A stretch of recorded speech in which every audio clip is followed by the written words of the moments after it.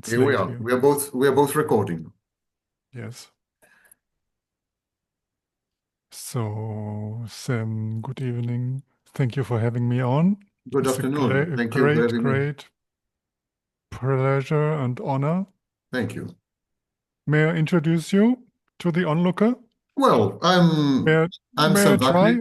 I'm Sam Vaknin. I'm an author of books on among other things, personality Hmm, disorders, and hmm. I'm a professor of psychology. I have a YouTube channel, eponymous YouTube channel, Sam Vaknin.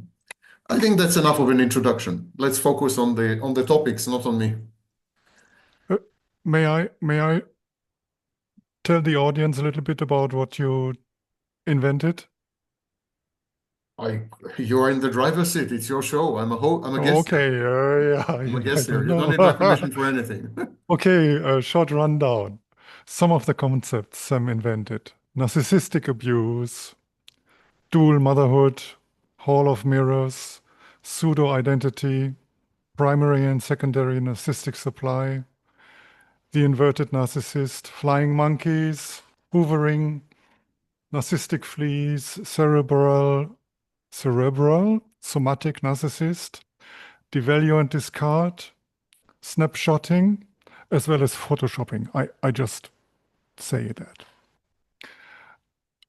To go no contact in 27 stages, cold therapy, cold empathy, and more recently, the mother's gaze. Now, something I really like music of abuse, malignant covert MPD. Sam invented and develops an intrapsychic activation model called IPAM, which proposes that individuals experience reality through both internal and external environments, and that their personalities are comprised of various self-states, which are automatically activated relating to the specific environment. So I have a I tried to make the questions really short, but they are BS questions because they don't really have nice answers. So, because that made me think, which happens, how does neural activity coincide with thought? Because if you say coincide, police doesn't like the word coincide. They don't like coincidences. Is did you mean the mental thus that is not reducible to mere physical states? Please elucidate. So first of all, just a correction. Thank you for the Yes, list. please. It's Go ahead. but one minor correction. I did not invent devalue and discard. I invented only the discard phase.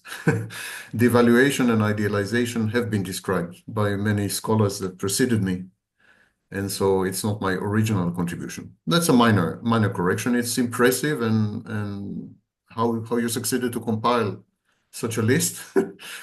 It's not exhaustive, but it's representative. Yes, of It's course. impressive. Yeah.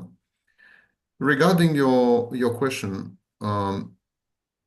this is the famous psychophysical problem. It's a famous body-mind problem. When we see events taking place in confluence with or in correlation with other events, we tend to commit the error, the mistake of attributing causation. And that is not Sam Vaknin. That is the famous philosopher Hume. Hmm. Um, Similarly, when there is a what we call a mental event or a psychological event, and at the same time we're able to measure activity and blood flow in specific regions of the brain, we tend to commit the fallacy of saying the changes in the regions of the brain have caused the mental Hmm. or psychological event, when actually the causation, the error of causation, is absolutely unclear. We Hmm. could equally forcefully claim that it was the psychological or mental event that had caused the changes in the brain, rather than the other way around. So the argument against this second type of causation is, yes, but if we give someone a medication that suppresses the activity in that region, they are incapable of experiencing the psychological and mental event. So if we give someone antidepressants, they are incapable of experiencing depression. It's like a That mathematical means proof. that the prime mover and the cause, the causative agent is the brain, and that mental and psychological events are derivative. Again, unfortunately, this is a fallacy because you cannot, from the outcomes of an intervention, you cannot deduce with certainty the error of causation. So perhaps, for example, when you give someone medication, you are suppressing the psychological and mental event, and consequently, there's no activity in the brain. In other words, it's hubris. It's highly vainglorious and arrogant to claim that we have any knowledge as to what is a mental event, what is a psychological event, what is the mind, what is consciousness. We don't have. What we do know is that we possess a unique internal experience, or what we experience as internal experience, and we are able to verbalize it or attempt to verbalize it somehow, to communicate it somehow. And that this experience is idiosyncratic. In other words, every human being has an experience that is incomparable to every other human being and cannot be effectively communicated intersubjectively. In other words, the assumption of an intersubjective space where two minds can meet and somehow can compare notes and can communicate and can influence each other. This is a highly dubious proposition. There is no way for me to know that you possess a mind. There is no way for me to know that you are human. And there is no way for me, of course, to prove that you are not a robot, for example, or an artificial form of artificial intelligence. Absolutely no way. In principle, it's not a question of time. It's not like in 100 years' time, I will have a way. In principle, there's no way. We call this an undecidable theorem or undecidable proposition. Mm. It's similar to the question, is there a God? In principle, there's no way to prove that there is a God, and there's no way to prove that there is no God. And similarly, there's no way to prove what is consciousness, or even that consciousness exists and is not being simulated. We have no idea. We have no idea what is a psychological process or a psychological event or a psychological or mental experience. None, zero.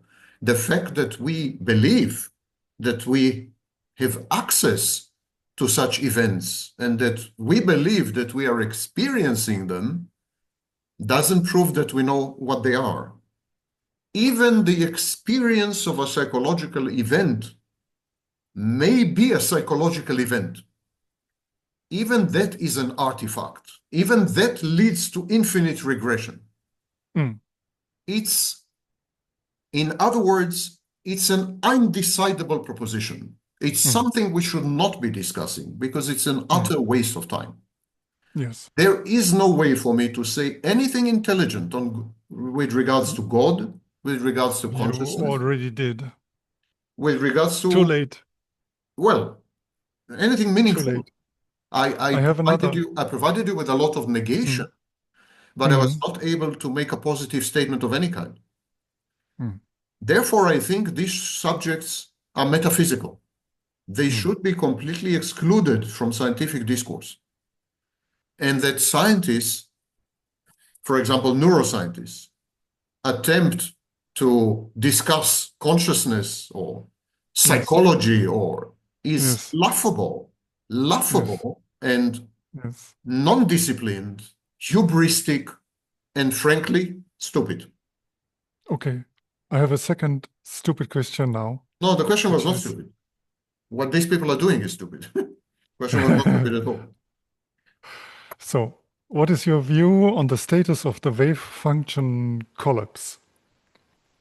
and reality, if they relate, because there are 10 juries still out making up their mind, at least if you don't count the religious side, because there's also the co-arising, intermingling, and it looks like if we throw enough darts, we are bound to hit the board sometime. So, what do you think about this? There are two, The I think that, collapse. yes, I think Yes. there are two possible ways to look at this. Three possible ways, actually.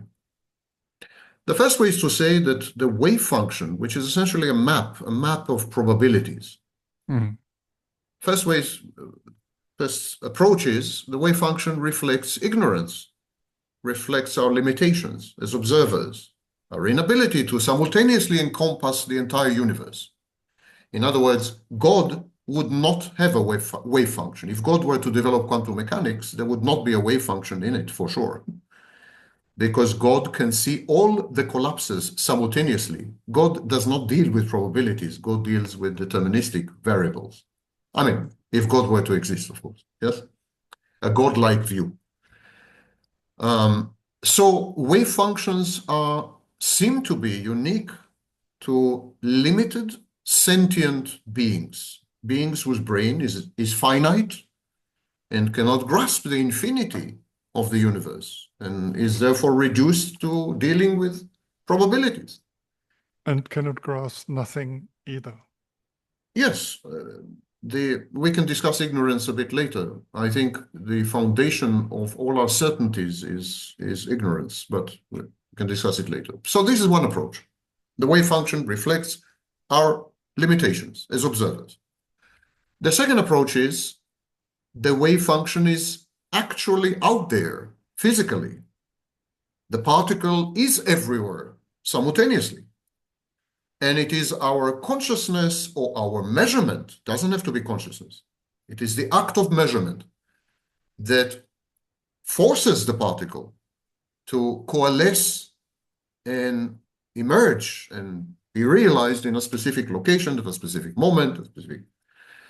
So the collapse is brought on by an act. The act doesn't have to be conscious, of course.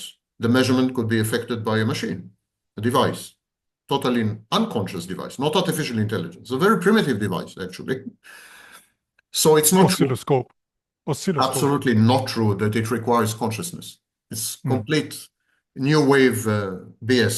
Yeah? mm, mm, But it does require measurement. And it is true that measuring devices in our environment are created by humans. So maybe indirectly there is human involvement.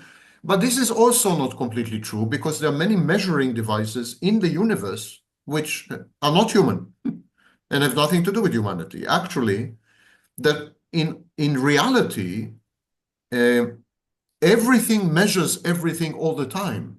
Bacteria measure, viruses measure, mm, viri mm, measure. I mean, everyone, but galaxies measure. Measurement is the act of transfer of information mm, in order to modify functional operational parameters. So it could happen even in the inanimate world, where one substance measures the presence of another substance and then reacts to it, for example, with catalysts. So measurement is a property of reality.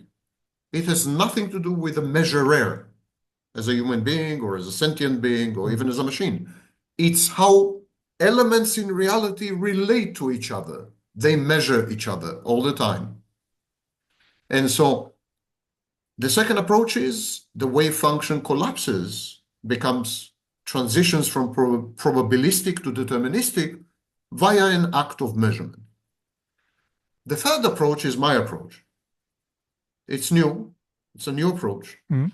Good. Therefore, it's highly speculative.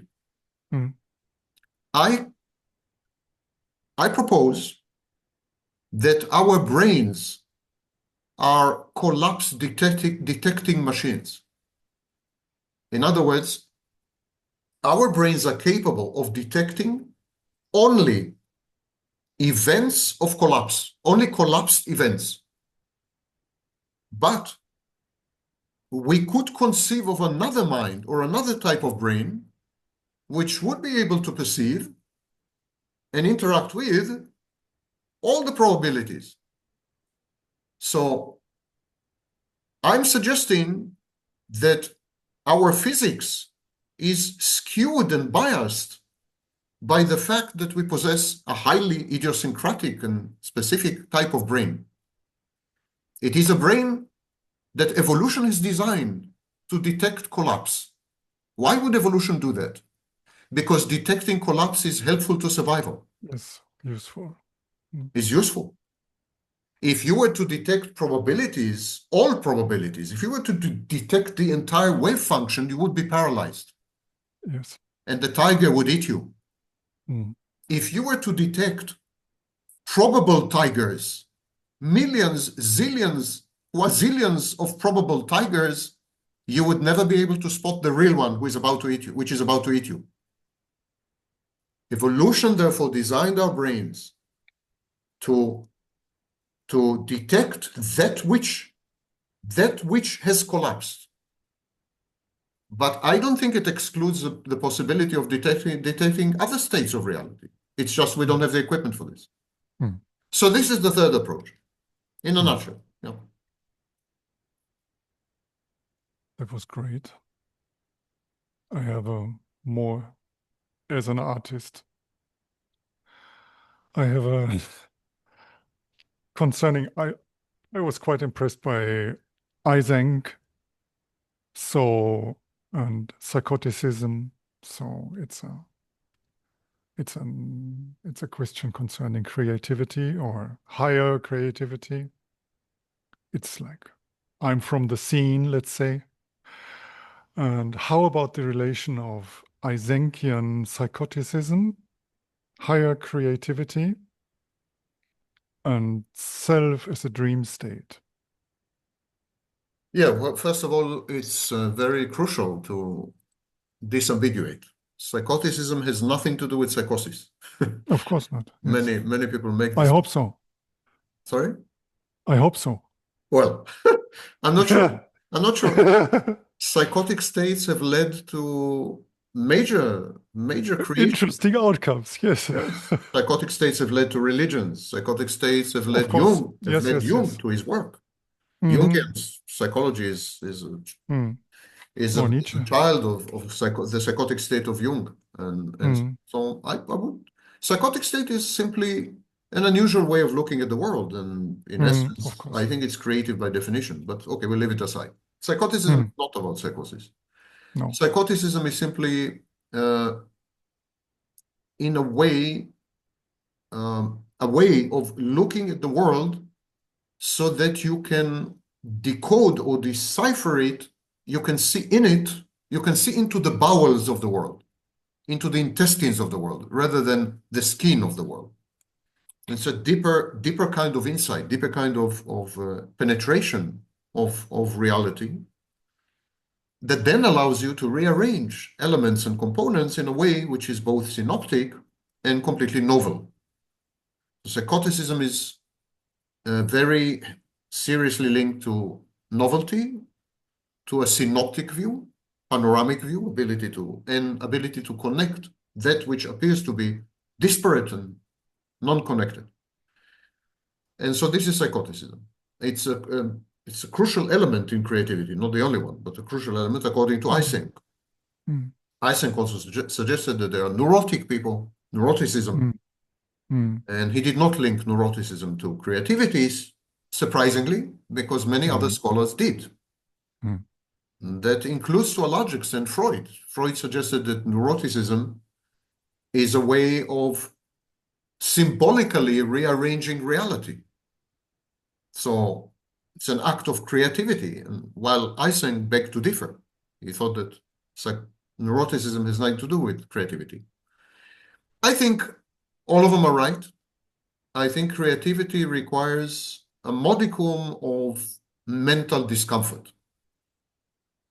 I think creativity is a highly uncomfortable state to be in a highly uncomfortable process to experience and endure, and often leads to highly uncomfortable outcomes, both to the Mm. individual and to Mm. society at large.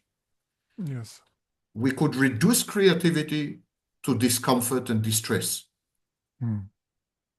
And because it is what we call an ego-dystonic state, because Mm. it's a condition of alienation, Unhappiness. it's a condition of estrangement from oneself, Hmm.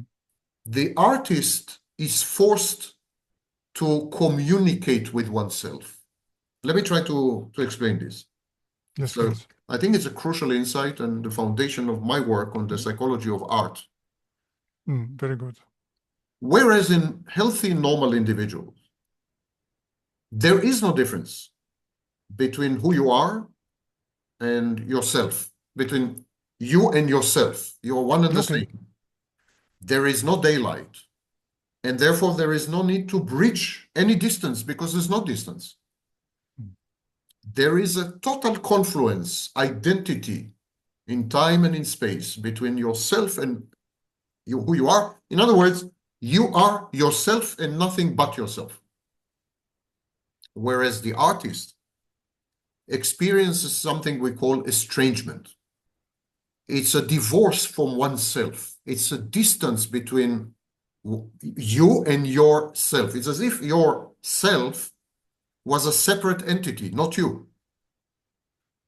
And that creates a lot of discomfort, as I said, and distress, and ego dissonance and anxiety. It gives rise to anxiety. Art is anxiolytic. It's an attempt to reduce anxiety. And it attempts to reduce anxiety in two ways. One, master the world, control the world. Symbolically, of course. You use paper and ink, you use a computer screen, but it's an act of mastery. It's a mastery. And the world, an attempt to render the world malleable, submissive, permeable, and perhaps ultimately more comprehensible, more understandable. So this is the first role. And the second role is a private language. In an Hmm. attempt to bridge the gap between you and yourself, you create a private language. The bridge is a language. You're faced, whereas a normal healthy person is faced with a single subject, you're faced with two subjects. You, the creating artist, and yourself, which you often reject, which you often estrange from, which you often hate, which you often loathe, which you often want to put distance from, you know. So there are these two subjects competing inside you. And this creates the intersubjective dilemma because we have just said in my first answer that there is no way for two minds to communicate. So you become focused on creating an idiosyncratic private language, which will allow you to create a communicative bridge between your two competing subjects. And when you externalize this private language, we call it art. Art is this private language, but art is not about communicating with other people. No. Never mind what you think, or never mind what people think. It's not about other Yes. people. That's why art, Yes. that's why art is compulsive. Even if you were to be isolated in solitary confinement in a prison, you would continue to create. You would Mm. continue to generate art. In the absence of viewers and observers and critics, you would still generate art. You can't help it. You can't help it because art is a dialogue between the two subjects that comprise your mind. The two subjects, the competing subjects. Artists are dichotomous. They are not a unitary entity, artists. I would say that art is a strong indicator of dissociative identity disorder. Art is a Mm. strong indicator of multiple personality, if you wish, if we borrow a metaphor or simile, Yes. more like a Mm. metaphor. I don't So take it personal.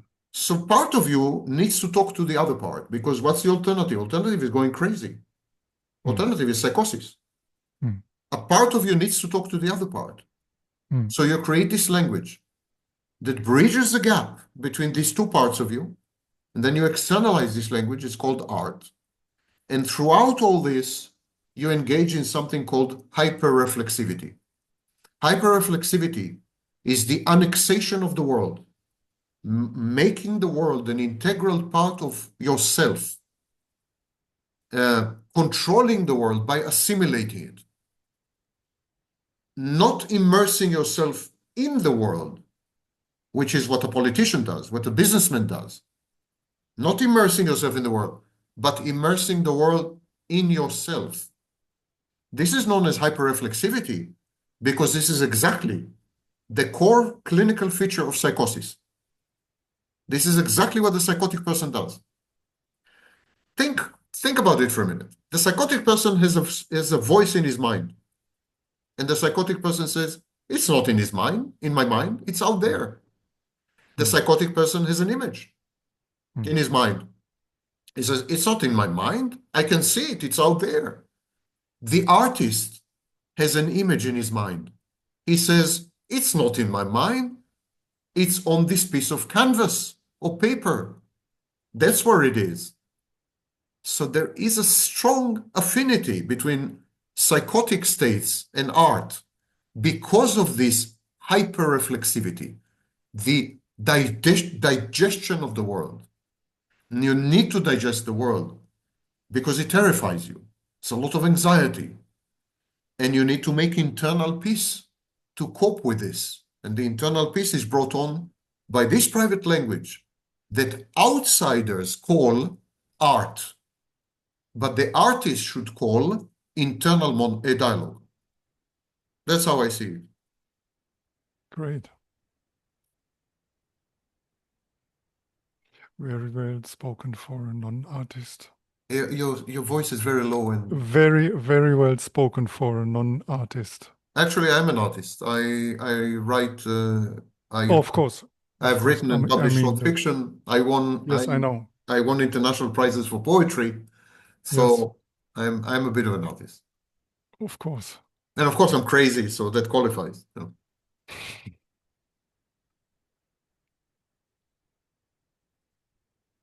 I think we can move on to the next question, if you're ready. I don't have so many questions. All right, then It we can is. call it a day. Feel free.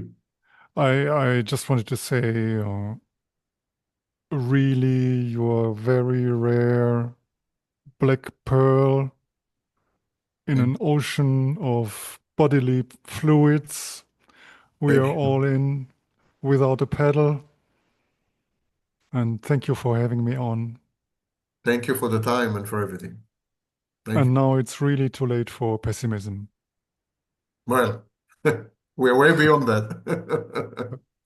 We are in So, dystopia. No need to be pessimistic anymore. Certainty okay. negates pessimism. We are certain. We're in dystopia. So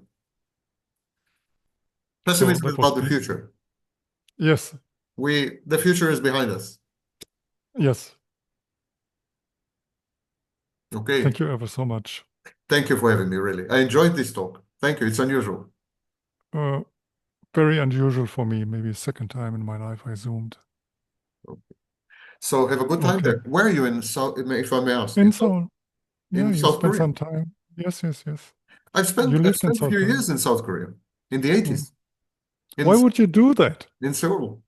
In the 80s? Oh my God. Yeah, in It the it 80s. changed just a little bit. Oh, I know. I visited South Korea afterwards. Okay. In the Yeah. 80s, it was still a very poor place and Mm, emerging. It's kind of emerging mm, place and so on. It was mm, still highly traditional, highly mm, traditionalist. mm, And it had very many unique features, which are mm, commonly attributed by white people to Asians. mm. And so I was immersed in an Asian environment. But I liked South Korea. The only problem were the flights. The flights were like 40 hours, you know. Yes, yes. Yeah. Those Now are it's a little faster. You okay. have to fly on. Yes. So I wish you a wonderful day. Thank you. You too. Take I care. hope to see you in Seoul sometime. Yeah, next time I visit, absolutely. Bye. Okay. Bye. Take care.